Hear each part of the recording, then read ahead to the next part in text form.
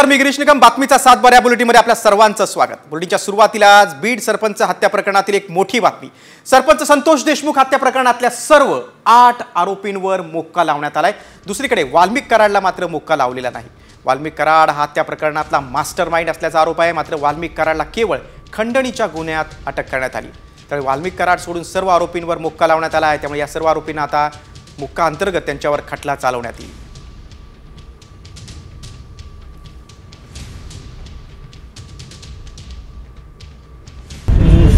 सगळ्या आरोपीवर जोपर्यंत न्यायाला म्हणजे मोका लागत नाही, कुणाचा गुन्हा नोंद होत नाही, खंडणी ते गुन्हापर्यंत हे सगळे आरोपी आहेत, ही संघटित गुन्हेगारी आहे, तोपर्यंत मी यावर प्रतिक्रिया देणार नाही. सगळ्यांवर हा मोका आणि कुणाचा म्हणजे गुन्हा नोंद झाला पाहिजे.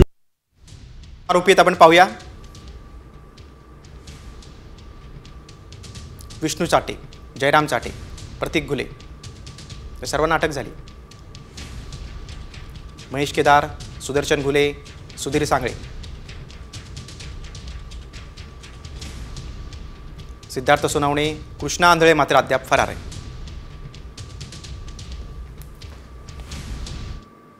संतोष देशमुख हत्या प्रकरणात आरोपींना मोक्का लागलाय. राहिलेला 8वा सुद्धा मोक्क्यात गेला पाहिजे, त्याच्यावर सुद्धा 302 गुन्हा दाखल झाला पाहिजे असं वक्तव्य भाजपचे आमदार सुरेश धस यांनी केलंय.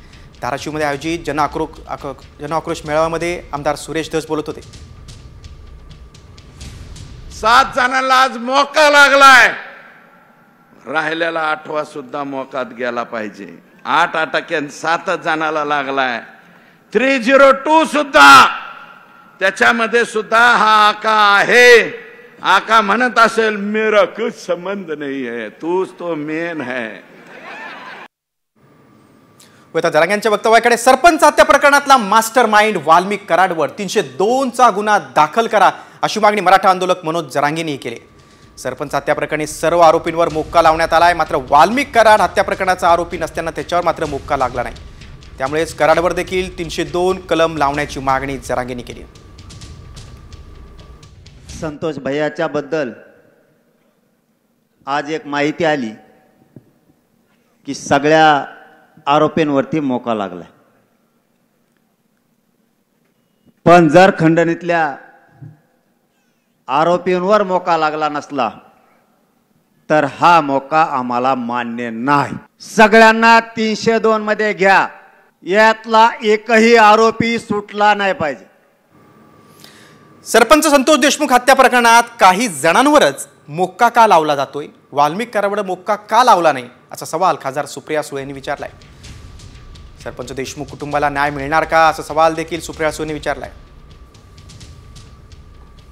वाल्मिक कराडांचं काय, वाल्मिक कराडांना अटक तर केली, पण मग सुरेश धस जे मागणी करतायत, संदीप क्षीरसागर मागणी करतायत, त्यानंतर सोळंकीजी जे अजित पवारांच्या पक्षात आहेत ते मागणी करतायत, त्यानंतर बजरंग अप्पा सोनावणे ते मागणी करतात. ह्या सगळ्यांची मागणी आहे की 302 आणि मोका हा लागला पाहिजे. ह्या सगळ्यांचे जे स्टेटमेंट्स आहेत, अंजली दमानिया ताईंचं आहे ते मी तुमच्या सगळ्यांच्या चॅनलवर बघितलेलं आहे आणि ऐकलेलं आहे त्यांची मागणी. त्याच्यामुळे हा मोका सगळ्यांवर का नाही लागलेला, हा सिलेक्टिव्हली का मोका लागला जातो. मोक्का कायदा म्हणजे काय आणि या कायद्या अंतर्गत कोणती शिक्षा लागू होते त्यावर एक नजर टाकूया. बघा, 1999 मध्ये मोक्का म्हणजे महाराष्ट्र संघटित गुन्हेगारी नियंत्रण कायदा. संघटित गुन्हेगारी आटोक्यात आणण्यासाठी कायदा अस्तित्वात. आरोपींवर 10 वर्षात 2 किंवा 2 पेक्षा जास्त गुन्हे दाखल असणं गरजेचं. खंडणी, अपहार, हप्ते वसुली, तस्करी यासारखे गुन्हे संघटितरित्या केल्यास मोक्का. मोक्का कायदा लागल्यानंतर आरोपींना जामीन मिळत नाही. 5 वर्ष ते जन्मठेप याशिवाय 5 लाख रुपयांपर्यंतच्या दंडाची तरतूद. आणि या प्रकरणात मुख्यमंत्र्यांनी काय ग्वाही दिली आपण पाहूया. सरपंच संतोष देशमुख यांच्या हत्या प्रकरणात कोणीही सुटणार नाही अशी ग्वाही मुख्यमंत्री फडणवीस यांनी दिली. पुराव्यांच्या आधारे पोलीस योग्य कारवाई करतील असं देखील फडणवीस म्हणाले. पोलीस योग्य कारवाई करतील. जेवढे पुरावे आहेत त्या सगळ्या पुराव्यांच्या आधारावर कारवाई होईल आणि कोणीही सुटणार नाही, कोणीही नाही. बातमी धाराशिवमधून. जनआक्रोश मोर्चामध्ये भाजपचे आमदार सुरेश धस यांनी नवा बॉम्ब टाकलाय. मंत्री धनंजय मुंडे यांच्यावर गंभीर आरोप केलेत. ड्रग्ज प्रकरणातील आरोपींसोबत धनंजय मुंडे यांचे फोटो आहेत असा गंभीर आरोप सुरेश धस यांनी केलेला आहे. भरसभेत मुंडे आणि आरोपी एकत्र असलेला फोटो त्यांनी दाखवलेला आहे. बीडमधील महासंस्कृती महोत्सवाचा 5 दिवसांचा खर्च हा 10 लाख रुपये झालाय. मात्र सरकारच्या तिजोरीतून या लोकांनी 5 कोटी रुपये खाल्ल्याचा आरोप देखील धस यांनी केलाय. 890 कोटीच्या ड्रग्स मध्ये कैलास सानप, दत्ता आंधळे हे 2 आरोपी अटक आहेत. गेल्या 1.5 वर्षापासून का 1 वर्षापासून त्याच्याबरोबर कोणाबरोबर फोटो आहे? धनंजय मुंडे यांच्या बरोबर त्याचा फोटो. आका, मेन आका.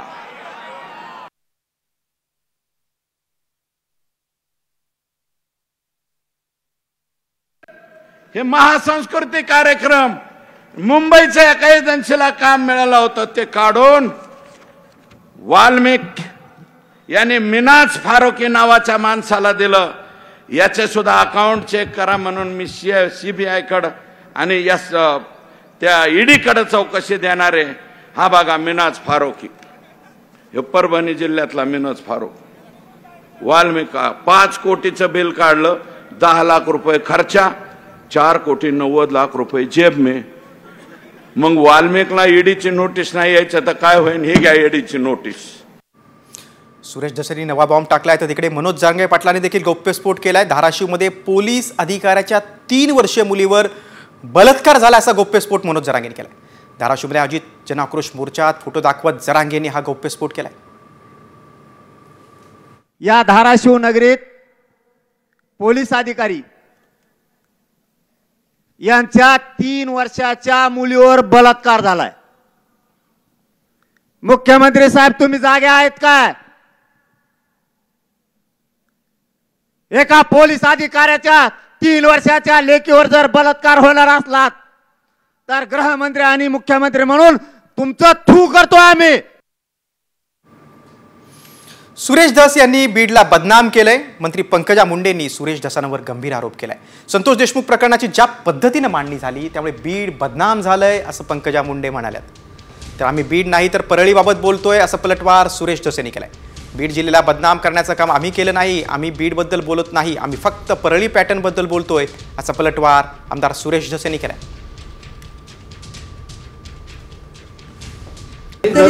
बीडमध्ये नाही फक्त परळीमध्ये आहे. बीड बदनाम कुठेतरी परळीला बदनाम करण्याचं देखील असं आहे का? नाही, त्यांच्यामुळे तर बीड बदनाम झालंच आहे ना. कारण शेवटी या विषयाचं ज्या पद्धतीने मांडणी झाली आहे राज्यभरामध्ये, त्याच्यामुळे राजकीय भूमिका न घेता जर ह्या विषयाकडे संवेदनशीलतेने बघितलं असतं तर असं झालं नसतं. आम्ही बीडमध्ये राहतो आणि बीडमध्ये आम्ही रोज राहतो. एक महिला आहे, मी आज बीडमध्ये काम करते. तुम्ही मलाच का सिद्ध करायला लावताय की मी बोलत नाहीये, मी हे करत नाहीये? माझी भूमिका काय आहे? मी पर्यावरण म्हणते. बीड जिल्ह्याला बदनाम आम्ही नाही करत. बीड जिल्हा कुठे बदनाम करा? फक्त परळी पॅटर्न म्हणतो आम्ही. परळीचा पॅटर्न, बीड जिल्हा नाही. बीड जिल्हा आमचा, आम्ही शाबित आहोत. आमचं व्यवस्थित चाललंय. आम्हाला परळीवाल्यांचा काही संबंध नाही. तुमचा परळी पॅटर्न बदनाम होतं. आमच्या आष्टीतल्या लोकांनी कोणाच्या जमिनीवर जे आहे कुणी पीक विमा भरलेला एक शेतकरी दाखवा. धस आणि मुंडे वादावर चंद्रशेखर बावनकुळेंनी काय प्रतिक्रिया दिली आपण पाहूया. आहे की काही म्हणजे दोन नेत्यांचा वाद म्हणण्यापेक्षा आपल्या व्यक्तिगत प्रतिक्रिया दिल्या असतील. मी दोघांचंही म्हणणं ऐकून घेईल आणि पुढे जाईल. बीड सरपंच हत्या प्रकरणातल्या वेगवेगळ्या बातम्या आपण पाहिल्या. आता वळूया महाविकास आघाडीतल्या एका बातमीकडे. महाविकास आघाडीत फूट पडलेली आहे. ठाकरेंनी आता एकला चलो रेचा नारा दिलाय. महापालिका आणि पालिका निवडणुकांआधी ठाकरे गटानं मोठी घोषणा केली. मुंबईपासून ते नागपूरपर्यंत सर्व पालिका स्वबळावर लढणार अशी घोषणा खासदार संजय राऊतांनी केली. लोकसभा आणि विधानसभा निवडणुकीत ठाकरे गट महाविकास आघाडीसोबत होता. मात्र आता पालिका आणि महापालिका निवडणुकीत ठाकरे गटानं स्वबळावर लढण्याचा निर्णय घेतलाय. मुंबईसह नागपूरपर्यंत मी सांगेन आम्ही स्वबळावर लढू. काय होईल ते होईल. एकदा आम्हाला आजमावायचं होतं. असं आमचं ठरतं आहे की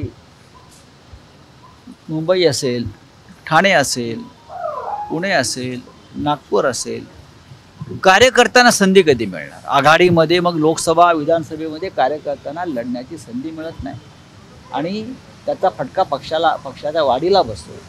महानगरपालिका, जिल्हा परिषद आणि नगरपंचायतीमध्ये स्वबळावर लढून आपापले पक्ष मजबूत करावे. ठाकरे गटानं स्वबळाचा नारा दिल्यानंतर राजकीय विश्वात काय प्रतिक्रिया उमटल्यात ते आपण पाहूया. कॉर्पोरेशनचे इलेक्शन आम्ही सगळे एक असताना वेगळेच लढत होतो, मागचेही वेगळेच लढलो होतो, त्याच्यात नवीन काय? त्याच्यामुळे कॉर्पोरेशन, जिल्हा परिषद अनेक वेळा कार्यकर्त्यांचं इलेक्शन आहे. सगळीच जर इलेक्शन सगळेजण आपल्या सोयीने लढायला लागले तर मग कार्यकर्त्यांनी काय फक्त सतरंज्या उचलायच्या? त्यांना कधी न्याय मिळणार? माझं म्हणणं, त्यांनी एकत्रित लढावं, वेगळं लढावं, ती राहील की तुटेल याच्याकडे आमचं लक्ष नाही. महाराष्ट्राला प्रगतीकडे नेण्याचा आमचा प्रयत्न आहे आणि पुढच्या सगळ्या निवडणुकांमध्ये जनतेचा आशीर्वाद आमच्यासोबत राहील. संजय राऊत साहेब नेहमीच बोलतात, त्यामुळे आणि याच्या आधी दानवे साहेब पण बोलले, पण त्याच्यानंतर जेव्हा मी ठाकरे साहेबांना भेटले किंवा आदित्यजींना भेटले तेव्हा मला असं वाटलं नाही त्यांच्या बोलण्यातून.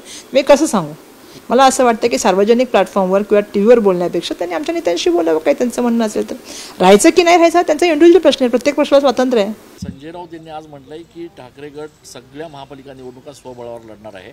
महायुतीमध्ये तशा संदर्भात काही चर्चा? तो त्यांचा इश्यू आहे, त्यांनी काय करावं, कोणाबरोबर लढावं, कोणाबरोबर लढू नये, कपडे घालून लढावं की बिगर कपड्याचा लढावं, तो त्यांचा प्रश्न आहे. की अंडरपॅन्ट घालून की लंगोट लावून लढावं, तो त्यांनी ठरवायचा प्रश्न आहे. त्यांना जे योग्य वाटतं त्यांनी ते करावं. आता खरी कसोटी आहे की आता उभाटा सेपरेट लढत असताना जे मुस्लिम बांधव आणि भगिनी आहेत हे आता त्यांना मतदान करतात का, हा एक फार मोठं प्रश्नचिन्ह आहे. कारण काँग्रेसला असं वाटतंय की ती वोट बँक आमची आहे आणि उभाटाला असं वाटतंय ती वोट बँक आमची आहे. आता खऱ्या अर्थानं या सगळ्याच महाविकास आघाडीच्या पक्षांची कसोटी आहे. पुढच्या बातमीकडे. उद्धव ठाकरे आणि देवेंद्र फडणवीस यांच्यातलं शत्रुत्व संपलंय का, अशी चर्चा आता राजकीय वर्तुळात सुरू झाली. कारण देवेंद्र फडणवीस तसंच संजय राऊत यांनी तसं सूचक विधान केलंय. राजकारणात काहीच असंभव नसतं, राजकारणात कोणीही कायमचा शत्रू नसतो असं संजय राऊत म्हणाले. तर उद्धव ठाकरे माझे शत्रू नाहीत असं विधान कालच मुख्यमंत्री फडणवीसांनी नागपूरमध्ये विशेष मुलाखतीत केलं होतं. राज ठाकरे की उद्धव ठाकरे? असं आहे की मी पुन्हा सांगतो, मागाशी मी सांगितलं की राजकारणात काही पक्क नसतं. आधी उद्धव ठाकरे मित्र होते, मग राज ठाकरे मित्र झाले, आता राज ठाकरे मित्र आहेत आणि उद्धव ठाकरे शत्रू नाही आहेत. चांगली गोष्ट आहे. राजकारणात कोणीच कोणाचा शत्रू आणि कायमचा मित्रही नसतो आणि कायमचा शत्रूही नसतो. आम्ही 25 वर्ष मित्र होतोच ना.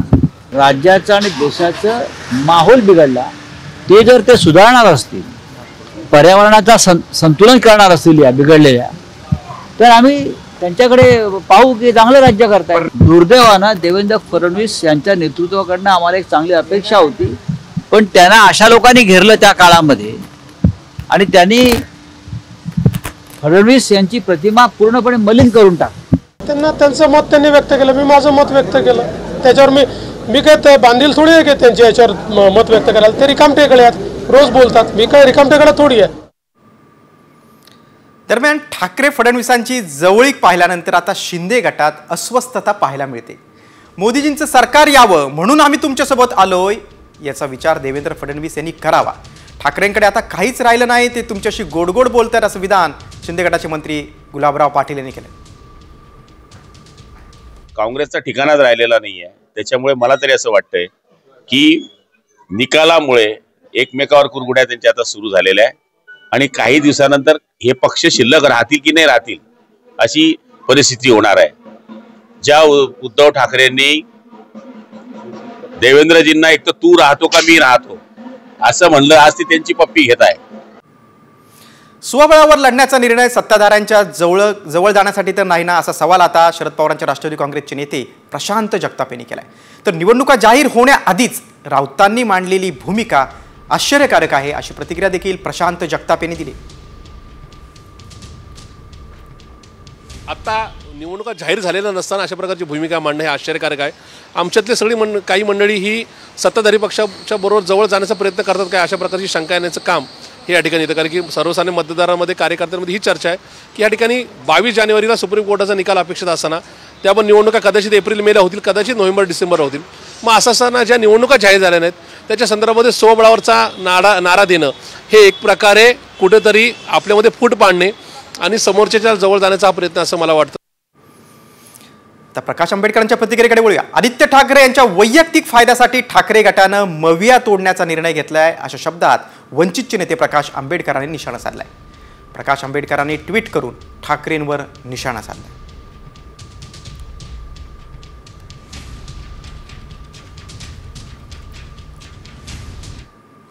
मवियाच्या बातम्यानंतर आता कर्जमाफीच्या मुद्द्याकडे वळूया. सत्तेत आल्यानंतर राष्ट्रवादीच्या नेत्यांना आता शेतकरी कर्जमाफीचा विसर पडलाय का काय असा सवाल उपस्थित होतोय. कारण माझ्या भाषणात कधी तुम्ही कर्जमाफी ऐकले का असं विधान अजित पवार यांनी केलंय.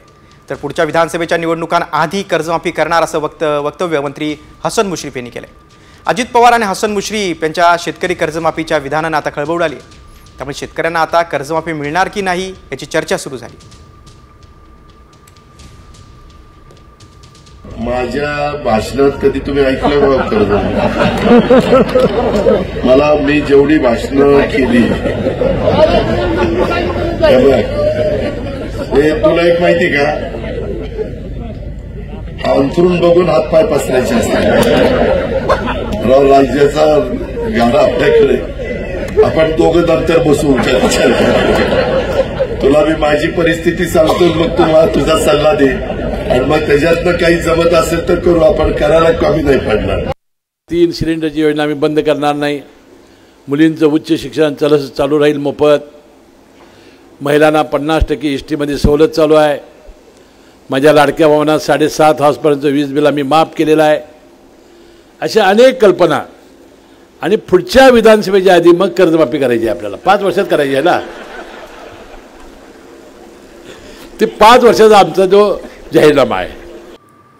अजित पवारांच्या आणखीन एका मोठ्या विधानाकडे वळूया. साहेबांच्या नंतर बारामती माझ्या मागे उभी आहे असं विधान अजित पवारांनी केलंय. त्यामुळे सर्वांच्याच भुवया उंचवल्यात. विधानसभा निवडणुकीत अजित पवारांचे सख्खे बंधू श्रीनिवास पवार यांचा मुलगा दादांविरोधात उभा होता. आपल्या भावानं माझ्या विरोधात मुलाला उभं केलं तरी बहिणींनी निवडणुकीत वाचवलं असं अजित पवार म्हणाले. माझ्या भागात आमचा लोकसभेचा उमेदवार 48,000 पडला. मी माझ्या भावाला निरोप पाठवतो, नको माझ्या विरोधात तुझ्या पोराला उभं करू. अरे नाही, बारामती साहेबाच्या मागं आहे म्हणलं आहे. मी कुठं नाही म्हणतोय, पण साहेबाचा नंबर झाल्यावर बारामती दादाच्या मागे आहे. मला लाखाच्या पेक्षा जास्त मतांनी निवडून दिलं. मी आपल्या गप बसलो. उपमुख्यमंत्री अजित पवार आणि खासदार सुप्रिया सुळे आज एका कार्यक्रमात एकत्र आले होते. बारामतीच्या अंजनगावमध्ये महावितरणच्या उद्घाटन कार्यक्रमात ताई आणि दादा एकत्र आले होते. लोकसभा निवडणुकीनंतर दोघेजण उद्घाटनाच्या कार्यक्रमानिमित्त एकत्र आल्याचं पाहायला मिळालं. सध्याच्या राजकीय संघर्षात हे चित्र वेगळं आहे.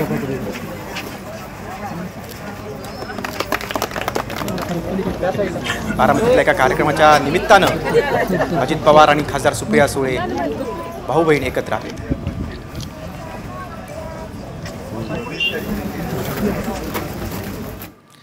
बातम्या भाजपच्या अधिवेशनाबाबत. शिर्डीत भाजपचं राज्यस्तरीय अधिवेशन पार पडणारे मंत्री राधाकृष्ण विखे पाटलांनी अधिवेशन स्थळाची आज पाहणी केली. अधिवेशनातून महाभरारी घेण्याचा संकल्प असल्याचं विखे पाटलांनी सांगितलंय.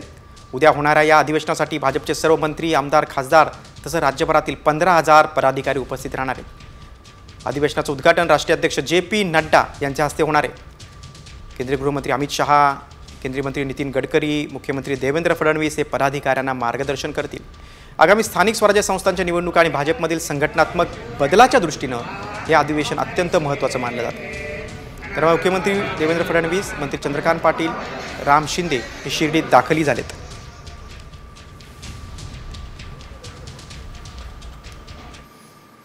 आता वळूया आपण काँग्रेसचे नेते विजय वडेट्टीवारांच्या महत्त्वाच्या विधानाकडे. मुख्यमंत्री देवेंद्र फडणवीस, तुम्ही सुद्धा आता नरेंद्र मोदींचं वारसदार व्हावं असं विधान काँग्रेसचे नेते विजय वडेट्टीवारांनी केले. कर्मवीर मारोतराव कन्नमवार यांची 125वी जयंती चंद्रपुरात साजरी करण्यात आली. त्यावेळी वडेट्टीवार बोलत होते. आम्ही तर तुमच्याकडे सगळे महाराष्ट्रातील बघतोय, ज्यांच्यामध्ये कर्तृत्व आहे, ज्यांच्यामध्ये कार्य करण्याची ताकद आणि हिंमत आहे. तुम्ही सुद्धा आता मोदी साहेबांचे वारसदार व्हावेत. पुढची बातमी आता चंद्रपूर नंतर बुलढाणा जिल्ह्यातून शेगाव तालुक्यातल्या 11 गावांमध्ये लोकांना टक्कल पडत असल्यानं खळबळ उडालेली होती. आणि आता याच बुलढाण्यात टक्कल नंतर ब्ल्यू बेबी सिंड्रोम या आजाराचं सावट आहे. जिल्ह्यातल्या सर्वच तालुक्यातल्या पाण्यांमध्ये नायट्रेटसह विषारी घटकांचा समावेश आहे. प्रामुख्याने 9 तालुक्यांमधलं चित्र गंभीर आहे. आता हे तालुके ब्लू बेबी सिंड्रोमच्या छायेत असल्याची शक्यता व्यक्त केली जाते. हा आजार झाल्यास बालकाच्या शरीरातील अवयव कार्यक्षमता कमी होते. या आजारात नवजात बालकांचा समावेश होतो. ब्लू बेबी सिंड्रोम तर ते नायट्राईटचं प्रमाण हे बोरवेल किंवा खोल पाण्यामध्ये आढळून आलेलं आहे आणि ते पाणी आपले जनरली नागरिक पित नाहीत. सरफेस वॉटर पित असल्यामुळं त्या व्यक्तींच्या शरीरामध्ये नायट्राईटचं प्रमाण वाढलेलं आहे असं नाही आहे. बाकी त्यांचे ब्लडचे सॅम्पल्स आणि काही पाण्याचे सॅम्पल्ससुद्धा अजून पुढील तपासणीसाठी माननीय कलेक्टर साहेबांच्या मदतीने आणि सहकार्याने आणि त्यांनी जसं सूचित केलं त्याप्रमाणे NABL लॅब याला पाठवत आहे आपण नाशिकला. बघा, ब्लू बेबी सिंड्रोम आजार नेमका काय आहे आपण पाहूया. शरीरात नायट्रेटचं प्रमाण आढळल्यास ब्लू बेबी सिंड्रोम होतो. बाळाची त्वचा निळसर होण्यास सुरुवात होते. बाळाच्या रक्तातील हिमोग्लोबिनचं प्रमाण देखील कमी होतं. मेंदूला रक्तपुरवठा किंवा ऑक्सिजनचा पुरवठा कमी होतो. बाळाच्या वाढीवर त्याचा परिणाम होतो. बातम्या पुण्यातून. IT कंपनीत काम करणाऱ्या शुभदा कोदारेची निर्गुण हत्या करण्यात आली. दरम्यान या हत्या प्रकरणात आता एक अपडेट आहे. या धक्कादायक घटनेची राष्ट्रीय महिला आयोगाने देखील गंभीर दखल घेतलेली आहे. आयोगाच्या अध्यक्षा विजया रहाटकर यांनी या प्रकरणाची चौकशी करण्यासाठी आणि अशा गुन्ह्यांची पुनरावृत्ती टाळण्यासाठी एक समिती स्थापन करण्याचा निर्णय घेतला आहे.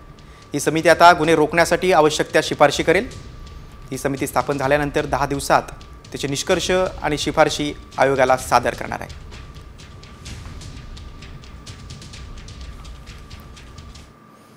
पुढच्या बातमीकडे. टोरेस कंपनी घोटाळ्याच्या चौकशीत आता ईडीनं देखील उडी घेतलेली आहे. कारण ईडीकडून दादरमधील टोरेसच्या कार्यालयाला सील करण्यात आले. ईडीच्या अधिकाऱ्यांनी मुंबई पोलिसांच्या आर्थिक गुन्हे शाखेच्या वरिष्ठ अधिकाऱ्यांची भेट घेतली होती. ईडीनं टोरेस घोटाळा प्रकरणाच्या FIR सह इतर कागदपत्रांची मागणी पोलिसांकडे केली. टोरेस घोटाळ्यात मुंबई पोलिसांच्या भूमिकेवर आता मोठं प्रश्नचिन्ह आहे. कारण जून महिन्यात शिवाजी पार्क पोलिसांनी टोरेसच्या व्यवस्थापकांना समन्स बजावलं होतं, मात्र त्यानंतर कोणतीच कारवाई केली नव्हती. त्यामुळे आता ईडी या टोरेस घोटाळ्याची चौकशी करणार का हे पाहणं महत्त्वाचं आहे.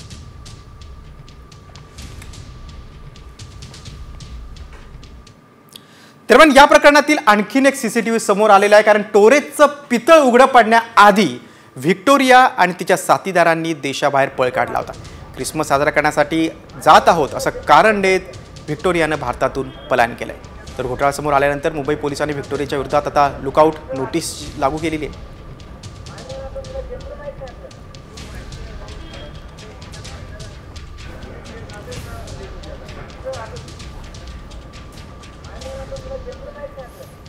टोरेस प्रकरणातील हा CCTV फुटेज बघा.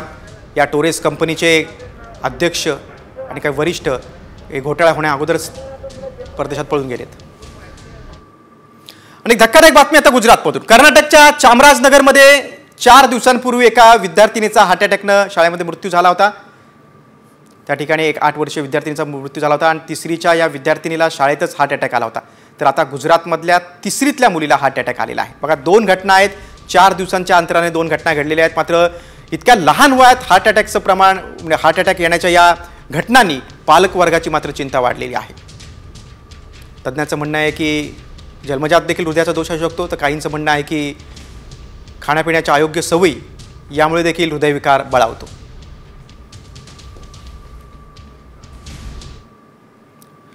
गुजरातमधलीच मोठी एक बातमी आहे. गुजरातमध्ये आता लहान मुलांना मोबाईल बंदी करण्यात आलेली आहे. लहान मुलांना आता सोशल मीडिया देखील पाहता येणार नाही.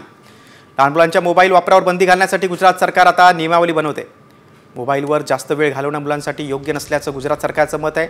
मुलांना मोबाईलपासून दूर ठेवणं आणि मैदानी खेळ तसंच अभ्यासाकडे आकर्षित करण्याचा गुजरात सरकारचा उद्देश आहे. त्यानुसार पालक आणि शिक्षकांसाठी आता लवकरच मार्गदर्शक तत्त्व जारी केली जाणार आहेत. गुजरात सरकार लवकरच नियमावली बनवणार आहे. लहान मुलांना मोबाईल बंदी केली जाणार आहे. लहान मुलांना सोशल मीडिया देखील पाहता येणार नाही, वापरता येणार नाही.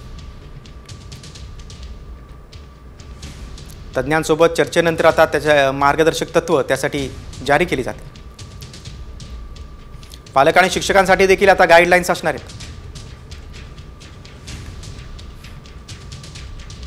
मुलांना मोबाईल बंदी करणारं गुजरात देशातलं पहिलं राज्य आहे.